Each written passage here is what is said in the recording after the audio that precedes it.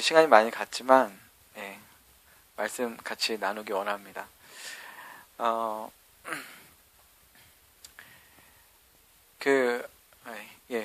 목소리가 조금 큰 것 같은데 조금 줄여주셔도 될 것 같아요. 네, 그 간증 너무 잘 들었고 너무 은혜되는 간증들 너무 감사합니다. 선옥장님하고 또 민지 간증도 너무 그 사랑하는 마음들, 그리고 그 복음을 전하는 그 영혼의 마음들, 또 의로움에 대해서 또 이렇게 얘기해 주시고 또 하셨는데, 제가 또 그 말씀 전하려고 하는 게 의로움에 대해서 오늘 좀 말씀을 준비해 왔습니다.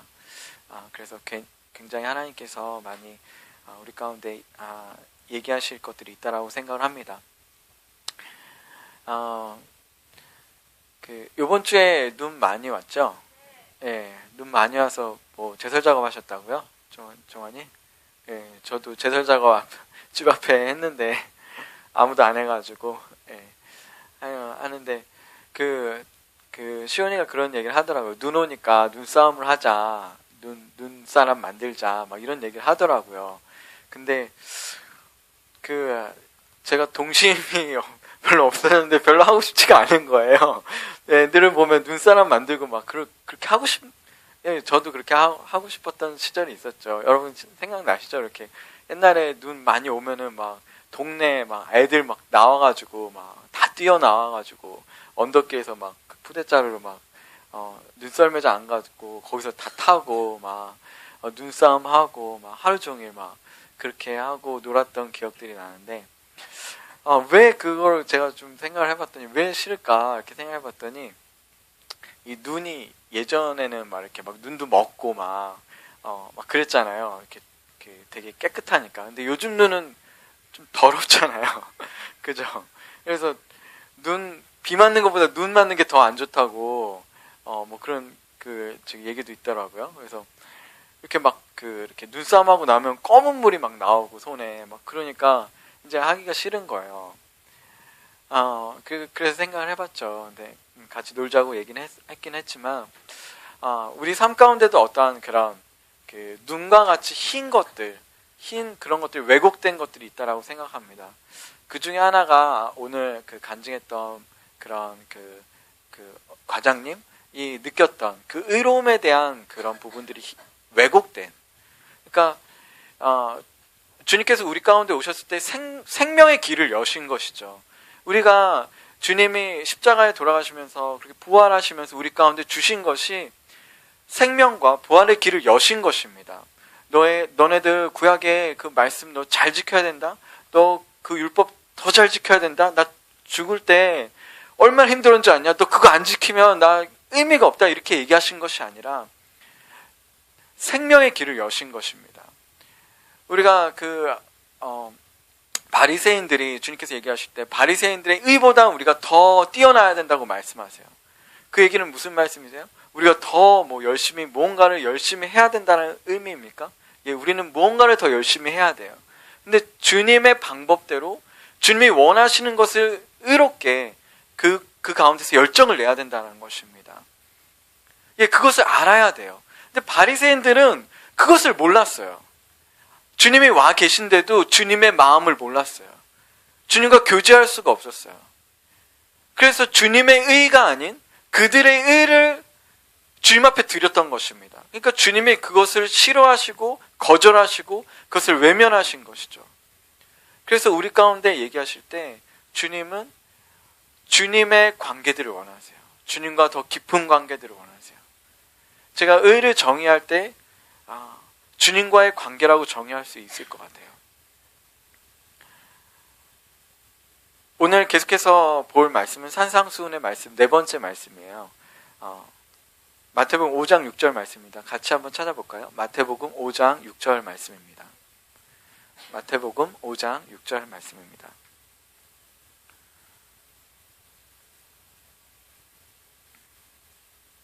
한 절이니까 같이 큰 목소리로, 제가 원하는 것은 큰 목소리입니다. 한 목소리로, 큰 목소리로 같이 읽도록 하겠습니다. 5장 6절입니다. 찾으셨나요? 네. 같이 읽도록 하겠습니다. 시작. 의에 줄이고 목마른 자는 복이 있나니 그들이 배부를 것임이요. 아멘. 예. 주님이 어떠한 자들에게 어떠한 약속을 확실하게 얘기하신 이 말씀이에요. 그 얘기는 주님이 원하시는 자에게 무엇을 주기 원하시는 그런 간절함도 또한 포함되어 있다고 생각합니다. 주님은 뭐를 원하시나요? 의에 줄이고 목마른 자를 원하세요. 그런 자들을 찾으십니다. 그들에게 주님이 배부르게 하신다는 것입니다. 주님이 영적으로, 육적으로, 모든 생활적으로 배부르게 하신다는 그 말씀의 약속 우리가 좀 오늘 나누기 원합니다. 아까 말씀드린 것처럼 의로움을 정의할 때 우리는 관계라고 정의할 수 있습니다. 관계는 어떻습니까? 관계는 더 깊은 관계를 원하는 것이 진정한 관계예요. 그냥 밥 한 번 먹었으니까 쟤랑은 관계 이 정도 됐다, 이렇게 얘기할 수 있는 것이 아니에요. 관계는 우리가 더 무엇인가를 원해요. 여러분, 결혼 생활하면서 그냥 한번 밥 한 번 먹는 것이, 그냥 한번 얼굴 보는 것이 그것으로 만족할 수는 없잖아요. 그죠? 부부 생활하면서 더 깊은 관계를 원해요. 더 깊은 대화를 원하고 더 깊은 그런 경험들을 원해요. 그래서 우리가 관계를 원하죠. 관계를 원한다는 것은 다시 말해서 어떤 배고픔이 있다는 것입니다. 배고픔이 있다는 거예요. 갈망함들이 있다는 것입니다. 또한 갈망함이 있다는 것은 우리가 어떠한 부분에 관계가 더 깊어지고 돌파하기 원한다는 것이에요. 좀 나의 마음이 어떤 사람과 연합되기 원한다는 마음이죠. 돌파한다는 것이죠. 그래서 우리가 무엇을 합니까? 돌파하기 위해서 어떠한 행위들을 해요. 우리의 마음들을 드러냅니다. 여러분, 그 생명이 있다는 증거 중에 하나가 뭐죠? 배고프다라는 거예요. 여러분, 배고프시죠? 오늘 1시 반 다 돼가는데 배고프시죠? 여러분, 살아있다는 증거입니다. 예, 여러분 살아계십니다. 예. 우리가 그 배고픔이 있을 때 깨달을 수 있는 것은, 나 살아있구나, 나 죽지 않았구나 라는 거예요. 여러분, 다시 말해서 배고픔이 없다는 것은 죽어있다는 얘기예요. 여러분, 말씀과 우리의 기도에 배고픔이 없다는 것은 우리가 영적으로 죽어있다는 것을 의미하기도 합니다. 어떤 그런 그 영적인 병에 걸려있다는 것을 의미해요. 여러분, 한번 생각해 보십시오. 여러분이 말씀을 지금 막 배고파하고 있는지, 기도에 배고파하고 있는지. 주님께서 보실 때 우리 교회들, 이 기독교가 말씀과 이 기도에 배고파하고 있지 않는 것이 비정상적으로 보고 계신다는 거예요. 나의 사랑을 갈망하지 않네? 배고파하지 않네? 주님이 그렇게 느끼신다는 것이죠. 여러분, 배고플 때 먹는 그 밥 한 숟가락이 얼마나 맛있는 그 맛을 느끼는지 여러분 아시죠? 배고플 때 먹는 거. 그 금식 끝나고 먹는 그 죽 한 그릇.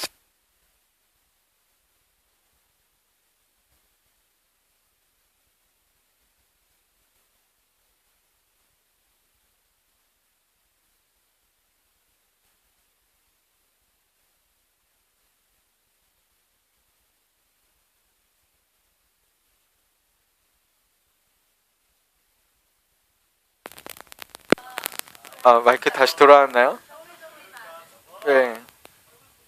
여러분, 배고프지 않는 이 열정을 느낍니다. 예, 감사합니다. 이벤트죠? 예. 예. 감사합니다. 다시 좀 돌아와서, 말씀을 좀 계속 이어갈게요. 예, 배고프셔서 먹으시나요? 예. 제가 군대에 있을 때 이 혹한기 훈련이 있었어요. 그 1월에 혹한기 훈련을 뛰거든요. 정말 추울 때 1월 달에 뛰어요. 근데 그 이제 혹한기 훈련의 꽃이 뭐냐면 그 군장 구보예요. 그 이렇게 행군인데 이거를 새벽에 이제 저녁 늦게 시작해서 한 10시쯤 시작해서 새벽 뭐 한 4, 5시까지 걸어가는 거예요. 잠을 안 자고. 그 추운 날. 막 걸어가는데 너무 힘든 거예요. 근데 이등병이니까 막 맨 뒤에서 막 걸어가는데 제일 힘든 게 맨 뒤에서 걸어가는 거거든요. 그러면 이제 막 가는데 막 계속 뒤처지는 거예요. 그럼 막 욕하고 똑바로 안 하냐는 둥 막 이러면서 막 옆에서 막 뒤에서 때리고 막 그러면서 가요. 막 어쨌든 막 가요. 그러면 이제 너무 힘든 거죠. 상황 힘든데 이제 고참들은 막 좀만 가면 쉰다. 좀만 가면 쉰다. 막 저 골목만 돌면 쉰다. 막 이러는 거예요. 그러면 막 거기까지 가서 골목만 딱 돌면은 안 쉬어. 계속 가. 그러면 또 막 저 골목만 돌면 쉰다 그러고 막 계속 그렇게 가는 거예요. 근데 이제 새벽 2시인가 3시인가쯤 됐을 거예요. 막 이제 체력은 완전히 방전되고 그 빙판길에 막 뛰어가야 되듯이 막 걸어가니까 이 완전히 방전된 이 상황에서 이 그 어느 시골 초등학교에 이제 다 모인 거예요. 모여서 이제 딱 쉬는데 이등병인데 뭐 일을 해야 되잖아요. 뭐를 나눠줘요. 근데 그걸 할 정신도 없어요. 그냥 쓰러졌어요. 저는 쓰러져 맨 뒤에서 막 기절하다시피 쓰러져 있었거든요. 근데 누군가가 저에게 컵라면을 이렇게 딱 주는 거예요. 컵라면, 그 뜨거운 컵라면, 조그만 컵라면을 딱 주면서 먹고 기운 차리라고. 근데 제가 그거를 딱 받아서 딱 먹는 순간, 그 국물을 먼저 딱 마시는 순간, 이 맛이야가 아니야. 그 정도가 아니야. 그게 아니라, 그 눈먼자 보게 그 찬양 있잖아요. 그 눈이 갑자기 그 총명함이 빡 나오면서 눈이 그 완전히 죽었던 눈이 완전히 살아나는 거예요. 예, 여러분 그 경험은 어디 가서도 못하는 경험인데 진짜 그 죽었던 완전히 그런 이전에 보지 못했던 거를 딱 보는 거예요. 완전히 뭐랄까요, 이 완전히 방전된 상태에서 완전히 충전된 거죠.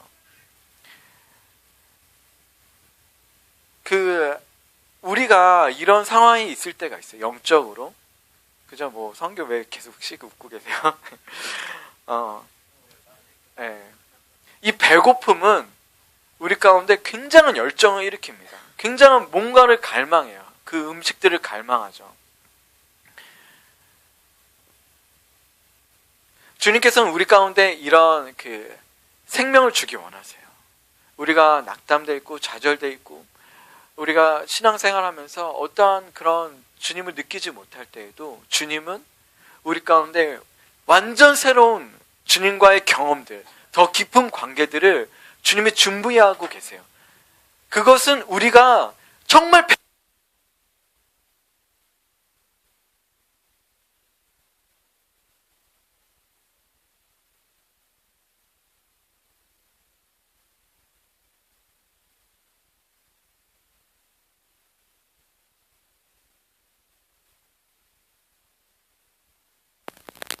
하고 그곳에서 하나님을 만날 수 있는 축복이 있다라는 것입니다. 여러분 얼마나 주님을 갈망하십니까? 우리가 갈망하는 대로 주님은 정말 그것을 원하시고 만날 준비를 하고 계세요. 성령이 그곳에서 기다리고 계세요. 우리가 어떠한 상황에서든지 어떠한 관계에서든지 이 불이 꺼지는 관계에서든지 우리가 갈망한다면 주님이 만나시는 거예요. 예, 전기가 나가도 주님이 우리를 만나러 오시는 거예요. 여러분의 환경에서, 여러분의 직장에서, 여러분의 학교에서, 여러분의 가정에서, 여러분의 안방에서, 여러분의 공부방에서, 화장실에서 주님을 갈망한다면 그곳에서 만나시는 거예요. 주님이 그곳에 계시는 것입니다. 여러분 우리의 마음은 정적일 수가 없어요. 계속 나의 마음은 언제나 이렇게 쭉 가야지. 나의 마음은 언제나 이렇게 쭉 이렇게 좋은 마음을 가져야지. 우리는 그렇게 살 수가 없어요. 주님은 우리를 그렇게 창조하지 않으셨어요. 우리가 우리의 마음의 지경을 계속 유지할 수 있는 비결은 배고파함으로 그것을 돌파할 때 그것이 계속 지켜질 수 있는 것입니다. 여러분 생각하십니까? 우리의 어떠한 은혜를 받았을 때 나 그렇게 은혜 받았었어. 이것을 우리의 마음이 계속 지경이 지켜지는 것이 아닙니다. 계속 우리가 돌파할 때 그 은혜가 더 충만케 되어지고 그 은혜가 지켜질 수 있는 거예요. 우리의 마음은 뜨거워지거나 차가워질 수 있는 그런 상황 가운데 있어요. 주님 우리의 마음을 돌파하기 원하세요. 더 관계를 돌파하기 원하세요. 그리고 우리의 마음의 돌파를 추구한다는 것이 무엇입니까? 성령님의 말씀을, 성령님의 음성을 캐치하는 것을 의미합니다. 그것으로부터 시작돼요. 그것은 여러분 한번 상상해 보십시오. 그 바다에, 잔잔한 바다에 여러분 배를 한번 끌고 나가 보셨다고 생각을 해보세요. 그 돛이 있죠. 돛이 있는데 그 이렇게 동력이 없는 그런 배를 끌고 나가서 돛을 이렇게 쫙 올리는 거예요. 여러분이 영적으로 그 올라갈 수 있는 믿음의 돛만큼 하늘로 쫙 올리는 거예요. 그 돛이 지금은 이제 뭐 이렇게 바람이 안 불면 이렇게 쳐져 있잖아요.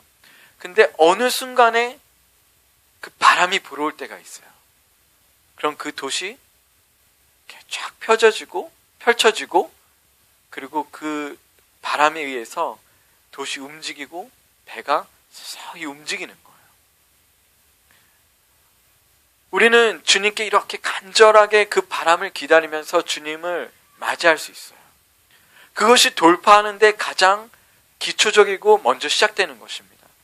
그래서 우리 주님을 만날 때 우리는 우리의 어떠한 그런 생각들 있죠. 우리의 마음에 요동치는 것들, 우리의 마음 가운데 혼잡하고 분잡한 것들을 내려놔야 돼요. 많은 생각들 있죠. 내가 오늘 이걸 해야 되는데, 누굴 만나야 되는데, 내가 이게 숙제가 있는데, 뭐가 있는데, 나 이런 걱정이 있는데, 이런 모든 것들을 내려놔야 돼요. 그래서 주님 앞에 선포하는 것이죠. 내가 나의 마음들 주님 앞에 드립니다. 모든 걱정과 근심과 모든 그런 마음들은 잠잠케 될지어다. 주님의 마음을 기다립니다. 주님의 바람을 기다립니다. 그럴 때 주님께서 불어오시는 바람을 느끼는 거예요.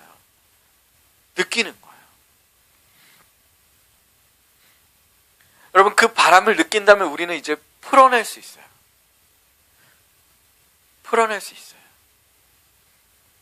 여러분, 그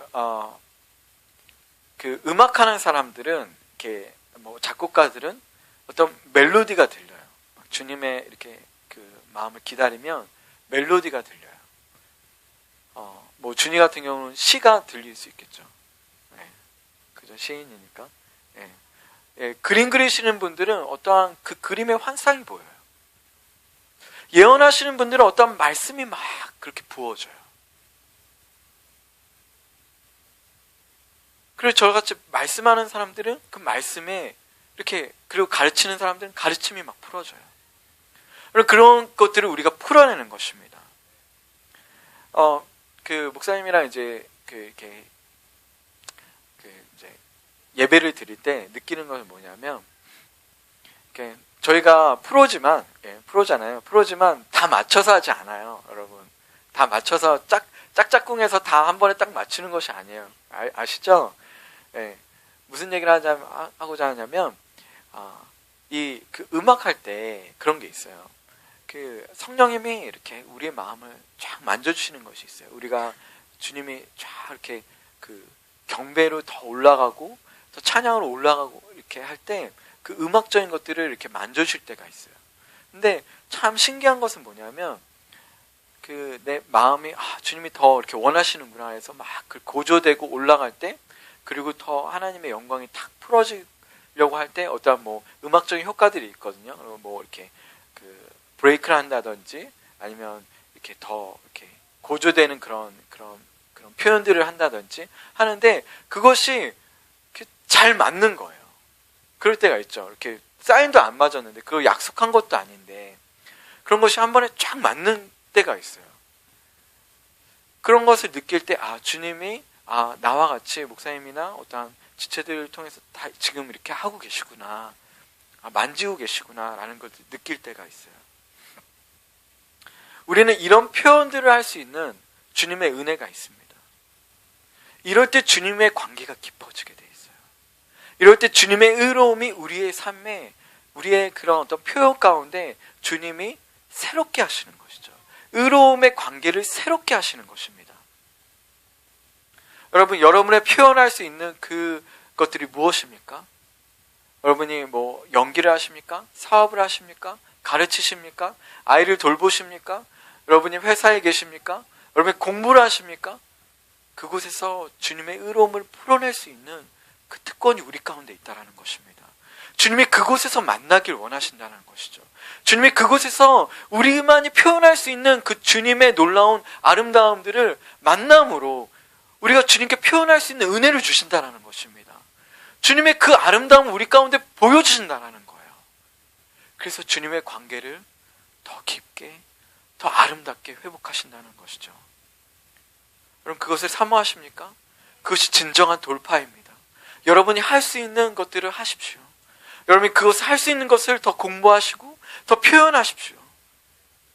그렇다면 주님이 그곳에 더 만져주실 것입니다.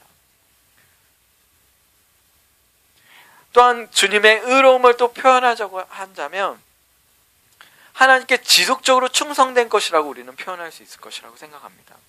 주님과의 관계는 우리는 충성되어야만 합니다. 충성되어야만 합니다. 마태복음 24장 44절에서 47절 말씀을 제가 읽어드리도록 하겠습니다. 이러므로 너희도 준비하고 있으라. 생각하지 않은 때에 인자가 오리라. 충성되고 지혜 있는 종이 되어 주인에게 그 집 사람들을 맡길 때에 따라 양식을 나눠줄 자가 누구냐. 주인이 올 때에 그 종이 하는 것을 보면 그 종이 복이 있으리로다. 내가 진실로 너에게 이르노니 주인이 그의 모든 소유를 그 종에게 맡기리라 라는 말씀입니다. 주님께서 우리에게 그 부르실 때 충성된 것을 부르신다는 것입니다. 주님은 우리를 군대로 부르세요. 주님의 군대로 부르세요.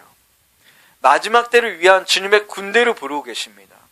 우리가 우리의 어떠한 주장들, 우리가 삶의 어떠한 그런 이익들을 위해서 사는 것이 아니라 주님의 뜻을 위해서 사는 주님의 군대로 부르고 계신다는 것입니다. 우리가 그 마지막 때를 정의할 때 예수님이 부활하시고 그렇게 승천하신 이유로 인해서 다시 오실 때, 이 재림하실 때까지 그 모든 기간을 통해서 그 마지막 때라고 우리가 정의할 수 있어요. 그러니까 우리는 어떤 때를 살고 있습니까? 마지막 때를 살고 있어요. 마지막 때를 살고 있는데 그 마지막 때에 있어서 우리가 가지고 있는 시대를 분별하라고 주님께서 또한 말씀하십니다. 마태복음 24장 32절에서 33절 말씀에 보면 이 말씀 여러분 잘 아시는 말씀이죠. 무화과 나무의 비유를 배우라. 그 가지가 연하여지고 잎사귀를 내면 여름이 가까운 줄 아나니 이와 같이 너희도 이 모든 일을 보거든 인자가 가까이 문 앞에 이른 줄을 알라라는 말씀이 있습니다. 여러분, 무화과 나무의 비유를 여기 얘기하시는데 그 가지가 연하여지는 시기가 언제죠? 잎사귀가 연하여지는 시기? 연하여지는 시기. 봄이죠. 봄. 연하여지면 이 봄인데 여름이 가까운 줄 이제 아는 거죠. 지금 겨울이면 이제 좀 지나고 막 극도로 추워지면 이제 봄이 오겠구나라는 것을 우리가 아는 것처럼 이 여름이 오는 것을 아는 거죠. 주님께서 그 다음 구절에 얘기하신 것이 이와 같이가 굉장히 중요합니다. 이와 같이 비유로 얘기하시면서 이와 같이 어떠한 때가 어떠한 사건들을 보거든 이와 같이 알아라 라고 말씀하세요. 이 모든 일을 보거든이라는 말씀이 있어요. 여기서 보면 이와 같이는 계절을 통해서 알 수 있는 우리의 통찰력을 주님이 원하시는 것이고 이 모든 일은 이 앞에 구절에 보면 마태복음 24장 3절에서 12절 말씀에 나온 12가지 재난의 징조를 너희가 모두 보거든 이라는 의미입니다. 그러니까 한두 가지를 보거나 그냥 이 대림에서 진짜 막 큰 재난이 일어났대. 다른 데는 안 일어나는 거예요. 우리 대림에만 일어나는 거예요. 그런 얘기를 얘기하는 것이 아니라 세계 전 곳곳에서 동시다발적으로 CNN 뉴스도 나오고 MBC도 나오고 인터넷만 키면 그런 재난의 그런 일들이 어디서든지 볼 수 있게 모든 사람이 느낄 수 있게 그런 시간이 되거든 모든 것을 보거든 주님이 문 앞에 이른 줄 알라라는 말씀이에요. 그 12가지 재난이 뭐냐면 사람의 미혹, 두 번째가 많은 사람이 나는 그리스도다라고 얘기하는 그런 미혹들이 있을 거고 난리와 그런 소문들이 있을 거고 민족이 민족을 대적하고 나라가 나라를 대적하고 기근과 지진이 있고 사람들이 너희를 환난에 넘겨주고 예수님의 이름 때문에 모든 민족에게 미움을 받고 많은 사람이 실족하여 잡히고 미워함을 받고 거짓 선지자들이 많이 일어나고 그리고 사랑이 식어질 것이라고 말씀하고 있어요. 그러면 이것을 우리가 보고 있습니까? 우리 대림 지역에서만 봅니까? 예. 우리가 세계 여러 곳곳에서 우리는 보고 있어요. 근데 특별하게 우리 이 시대에는 더 특별한 징조가 있는데 마지막 때를 좀 우리가 좀 살펴보고자 합니다. 마태복음 24장 14절 말씀을 보면 모든 민족에게 이 천국 복음, 왕국 복음이 전해질 때 그때서야 주님께서 오실 것이다. 그때가 마지막 때일 것이다. 라고 말씀하신 말씀 여러분 알고 계시죠? 여러분 2020년이 되면 통계적으로 나온 말씀인데 선교 단체들이 내놓은 자료들이에요. 이것은 그냥 추측하는 것이 아니라 굉장히 통계적으로 아주 그렇게 정확한 자료들로 이렇게 내놓은 자료들인데 뭐 CCC나 어떤 YM이나 큰 교회들이 내놓은 것이 아니라 선교에만 관련돼 있는 단체들이 내놓은 연합해서 내놓은 말을 보면 2020년까지는 모든 민족에게 복음이 전파되어진다고 합니다. 2020년까지는. 지금 거의 대부분의 나라들의 선교사님들이 들어가 있고 그리고 말씀이 지금 들어가 있어요. 그렇다고 해서 2020년에 주님이 오신다는 얘기는 아니에요. 우리가 지금 때를 분별하는 거에 대해서 지금 말씀을 드리는 것입니다. 우리가 어떠한 시대에 살고 있는지에 우리가 깨어 있어야 한다는 것이에요. 주님께서 또한 말씀하실 때 많은 구약의 말씀이 이스라엘이 회복되어지고 그리고 이스라엘 통해서 주님께서 영광 받으시고 이스라엘의 왕자 가운데 앉으실 다윗의 왕자 가운데 앉으실 들을 예언하는 수많은 말씀들이 지금 이스라엘이 재건되고 1948년도에 재건이 됐죠. 그 말씀이 재건되어진 시대 가운데 살고 있어요. 여러분 이스라엘 기적을 여러분 잘 아시죠? 이스라엘 2000년이 넘도록 유례 없는 한 민족이 한 언어를 쓰고 한 문화를 가지고 한 성경을 가지고 그렇게 흩어져서 살았던 민족이 다시 모여서 민족을 이뤘던 나라는 없습니다. 그것이 기적이에요. 근데 주님이 그것을 이스라엘 백성들을 붙잡고 계셨기 때문에 다시 그들을 모으셨고 나라로 재건하시고 그 나라는 영원한 나라로 이 땅 가운데 있게 될 것입니다. 왜냐하면 주님이 그 땅에서 왕 노릇하실 것이기 때문에 그렇습니다. 주님의 이런 군대들을 우리 가운데 모으고 계세요. 주님의 순종할 군대, 주님의 때와 시기를 분별하며 그렇게 주님께 나아갈 군대들을 모으고 계세요. 주님은 우리의 귀한 정말 탁월한 왕이십니다. 탁월한 리더세요.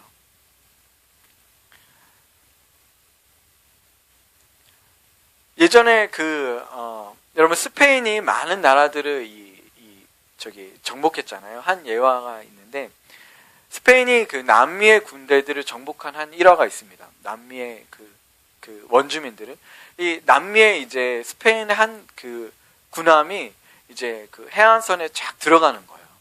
근데 남미 땅을 이렇게 정복하러 딱 가는데 소식을 이제 수많은 원주민들이 알게 된 거예요. 스페인이 쳐들어온다. 그래서 해안에 쫙 원주민들이 진을 치고서 전쟁하려고 딱 서 있는 거예요. 한 2만 정도의 그런 군대들이 쫙 모여 있었대요. 근데 스페인의 군대는 몇 척이 안 되는 그런 군대였고 한 200명 정도의 군대였다고 합니다. 근데 200명 대 2만 명이 싸우는 거예요. 아무리 무기가 뛰어나도 2만 명을 당해내지 못하잖아요. 그리고 상륙하는 것은 더 힘듭니다. 그래서 이제 이 상륙하러 가는데 근데 한 가지 중요한 것은 스페인의 군대의 지휘관이 굉장히 탁월했대요. 굉장히 탁월한 지휘관이었어요. 그래서 딱 이제 상륙을 하는데 지휘관이 한 명 한 명씩 쫙 보는 거예요. 이 원주민들을 한 명 한 명씩 쫙 유심하게 보는 거예요. 근데 한 명 한 명 보다가 어떤 사람을 딱 발견했어요. 그 사람이 누굴까요? 그 원주민의 추장. 그 추장을 발견한 거예요. 그래서 이제 병사한테 명령하는 거죠. 저 추장을 향해서 모든 그 화력을 거기에 집중해서 쏴라 이렇게 얘기하는 거예요. 그러니까 그 추장이 있는 곳에 그 모든 포탄과 총알이 막 떨어지니까 다른 데 쏘지도 않아요. 거기에 쏘니까 결국엔 그 추장이 그 총탄을 맞고 쓰러져 죽게 됩니다. 그러니까 그 모든 2만의 원주민들이 다 뿔뿔이 다 도망치고 흩어지기 시작하는 거예요. 주님은 우리 가운데 가장 타고난 리더십이세요. 우리의 모든 문제들, 우리가 가지고 있는 모든 그런 어떤 어려운 환경들, 그런 것들 주님께서 그 원수의 머리를 치시는 분이십니다. 여러분, 우리의 가정과 우리 그 부부 관계에서 어떠한 그 아픔들이 있다면 주님께서 그 신뢰하지 못하는 그런 영들을, 그 거짓의 영을 치시는 거예요. 그래서 서로 신뢰하고 서로 그렇게 화목할 수 있도록. 우리가 어떤 재정의 부분에 있으면 주님께서 그런 어떤 청지기적인 삶이 아닌 어떤 그런 그 분별 못하는 영들을 치시는 거예요. 그래서 그 원수를 머리를 치심으로 우리가 그런 재정 축복을 그렇게 누릴 수 있도록. 주님께서 이 나라의 그런 원수들을 주님께서 치십니다. 우리는 어떻습니까? 주님께서 우리의 삶에 문제가 많을지라도 그 원수 한 그 머리를 그렇게 치라고 할 때 우리가 그것들 향해서 우리의 어떠한 필요들도 있고 어떠한 요구들도 있고 어떠한 문제들도 있지만 주님이 원하시는 것을 영적 전쟁하면서 나아갈 때, 그것에 순종할 때 우리의 모든 문제가, 모든 적들이, 그 수많은 적들이 떠나가게 될 것을 우리가 믿습니다. 주님은 가장 탁월하신 분이세요. 주님은 탁월한 전략가세요. 그 전략가시면서 우리에게 그런 의로움을 나타내시는 분이십니다. 여러분, 순종함으로 우리의 삶을 그렇게 드리기 원합니다. 마지막으로 한 가지 살펴볼 것은, 의에 줄이고 목마른 것은 뒤로 물러서지 않는 것이에요. 그 자리를 계속 지키는 것입니다. 여러분, 불이 꺼졌는데 여러분 이 자리를 지켜서 여러분 감사합니다. 주님께서 여러분 의롭다고 하실 것입니다. 뒤로 물러서기를 거절하는 거예요. 그 말의 의미는 뭐냐면, 삶에 어떠한 유혹들이 들어올 때 주님과의 관계 때문에 그것을 원치 않는 거예요. 원치 않는 거예요. 여러분, 이 의로움에 대해서 말씀하시면서 5장 그 21절부터 48절 말씀 가운데 얘기하시는 그 유혹들이 있습니다. 그것이 뭐냐면 분노가 있고요. 그리고 음행이 있고요. 그리고 부부 관계에 충성하지 못하는 것이 있고요. 그리고 거짓 맹세하는 것이 있습니다. 그리고 복수하는 것이 있고요. 수동성을 거절하는 것이 있습니다. 이것들 몇 가지만 좀 살펴보기 원하는데, 그 분노가 있어요. 이 주님과의 관계에서 분노하면 주님의 관계가 멀어집니다. 여러분 그걸 아셔야 돼요. 우리가 막 우기 올라올 때가 있잖아요. 분노를 하면 이 마음을 잃어버리게 돼요. 그것은 살인의 영과 연관이 되어 있습니다. 살인의 영으로 사는 것은 주님께서 말씀하실 때 마태복음 5장 22절에 나는 너에게 이르노니 형제에게 노하는 자마다 심판을 받게 되고 형제에 대하여 라가라고 하는 자, 그러니까 욕설하는 자에게는 공회에 잡혀가게 되고 미련한 놈이라고 하는 자는 지옥불에 들어가게 되리라고 주님께서 말씀하고 계십니다. 살인의 영을 막을 수 있는 유일한 길은 뭐냐면 마태복음 5장 23절과 24절에 나오는 말씀이에요. 그러므로 예물을 제단에 드리려다가 거기서 내 형제에게 원망을 들을 만한 일이 있는 것이 생각나거든 예물을 제단 앞에 두고 먼저 가서 형제와 화목하고 그 후에 와서 예물을 드려라 라는 말씀이에요. 여러분 예물 드릴 때 좀 기도해 보셨어요? 내가 좀 나한테 뭐라고 할 사람 생각 한번 해보셨어요? 그런 사람이 생각이 나시면 가서 화해하고 좀 헌금 늦게 하셔도 되니까 헌금하십시오. 근데 왜 그러냐면 이 예배와 이 살인의 영은 연관되어 있어요. 여러분 잘 아시죠? 가인과 아벨이 왜 살인의 시초가 뭡니까? 예배드리다 그런 거예요. 예배와 살인은 연관되어 있습니다. 그래서 주님은 살인하는 영을 대적하실 때 예배하는 것으로 주님께서 그렇게 얘기하십니다. 두 번째는 그 음행하는 것입니다. 음행은 간음하는 것이죠. 그래서 너희가 그 어떤 여자를 보고 음욕을 품는 자마다 간음하였다고 주님께서 말씀하시는데, 간음이 들어올 때, 그런 어떤 주님과의 관계가 멀어질 때, 음행이 들어올 때, 남성분들 이렇게 그런 마음이 많이 들어오잖아요. 그죠? 예. 네. 왜 찔르세요? 예. 뭐 여성분들도 똑같이 있다고 하더라고요. 예. 근데 똑같다고 저는 생각합니다. 예. 남성분들만 특별하다고 생각하지 않는데, 음행하는 마음이 들어올 때 주님께서 얘기하시는 것은 뭐냐면, 눈을 빼버리라. 팔을 잘라버리라. 주님 단호하게 얘기하십니다. 다리를 잘라버리라. 막 이렇게 얘기하시는데, 여러분, 눈 뽑히신 분 없네요. 남성분들 중에. 네. 네. 주님께서 그렇게 뽑으라는 얘기의 의미는 뭐냐면, 진짜로 뽑으라는 것이 아니라, 결단함으로 가까이 하지 말라는 의미죠. 결단하라는 거죠. 그것을 가까이 하지 말라는 결단을 하라는 것이죠. 그래서 그것을 멀리 하라는 것입니다. 요셉처럼 그것을 멀리 하라는 것입니다. 세 번째는 부부관계에 충성하지 못하는 것이 있어요. 여러분, 부부가 되면 그 관계에 충실해야 되는 것이 있습니다. 의무를 다해야 되는 것이 있어요. 근데 그것에 충성지 못하는 것이 무엇입니까? 다른 여자나 남자를 이렇게 희끗희끗 쳐다보고 이렇게 마음에 드네 이렇게 그렇게 생각한다는 거예요. 그리고 막 자기 부인이나 남편에게 해야 될 일들을 다른 사람에게 하고 있는 거예요. 이렇게 막 더 섬긴다거나 더 봉사한다거나 더 잘해준다거나 따뜻한 말을 해준다거나, 부인한테 남편한테 더 잘해주고 그거 하십시오. 예. 괜히 나한테는 저렇게 안 해주는데 왜 저 사람한테는 이렇게 해주지? 막 이렇게 관계에 틀어지게 주님께서 그걸 원치 않는다라는 거예요. 주님이 가정이 원합되는 가운데서 주님이 관계하시기 원하신다는 것입니다. 주님의 가정이 먼저 세워진 관계에서 주님이 말씀하실 것이 있다는 것입니다. 네 번째는 거짓 맹세하지 말라는 거. 거짓 맹세하면 주님과 관계가 멀어집니다.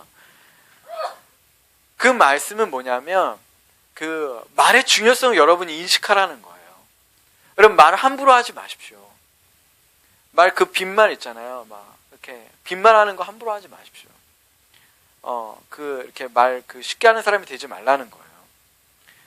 이 말의 의미는 말의 책임을 지는 사람이 되고, 말이 선포되어질 때 그 선포하는 능력이 어떠한 것인지, 당신이 어떠한 사람의 말씀을 선포하는 자인지 이해하라는 것입니다. 다음으로 복수는 무엇이냐면, 구약 말씀에 이런 거 있죠. 눈은 눈으로, 이는 이로 갚아라. 저 사람이 나한테 과자 저거 안 줬어. 한 조각 안 줬어. 내가 저거 주나 봐. 그렇게 살지 말라는 것이죠. 주님께서는 마태복음 5장 39절에서 42절 말씀에, 나는 너에게 이르노니 악한 자를 대적하지 말라. 누구든지 내 오른편 뺨을 치거든 왼편도 돌려대며 너를 고발하여 속옷을 가지고자 하는 자도 겉옷을 가지게 하고, 누구든지 억지로 오리를 가자고 하면 그 사람과 심리를 동행하고, 내게 구하는 자에게 주며 내게 꾸고자 하는 자에게 그렇게 거절하지 말라고 주님께서 말씀하고 계십니다. 주님께서는 우리에게 후히 주라고 말씀하시는 것이죠. 마지막으로 수동성을 거절하는 것이에요. 그것은 원수를 사랑하는 것입니다. 여러분, 원수들이 있으신가요? 원수들이 있으세요? 원수가 남편이신가요? 아유, 예.